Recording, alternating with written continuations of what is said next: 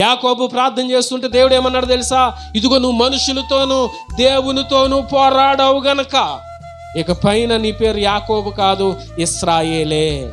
యాకోబు చేసిందేంటి? ప్రార్థన. దేవుడు ఏమని పేరు పెట్టాడు దానికి? పోరాటం. రోజు దేవుడు నిన్ను పోరాడమంటున్నాడు. ఎవరి పక్షమున పోరాడాలంట? నీ సహోదరుల పక్షమున.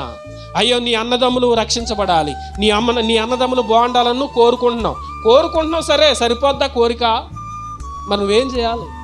నీ తమ్ముడు బాగోవాలి, నీ అన్న బాగోవాలి, మీ అక్క బాగోవాలి, మీ చెల్లి బాగోవాలి. ఏం చేయాలి? నువ్వు వారి కోసం పోరాడాలి, ప్రార్థన చేయాలి. వారి మనసు లేదు, రక్షణ లేదు, వారి కుటుంబ పరిస్థితులు బాగోలేదు. వారి కోసం నువ్వేం చేయాలి?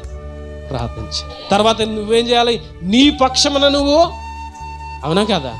నీకు మంచి ఆరోగ్యం కావాలా, నీకు ఆయుష్ కావాలా, నీకు దేవుని కృప కావాలా, నీ పక్షమును నువ్వే పోరాడాలి. నీ పక్షం ఎవడో వచ్చి పోరాడు.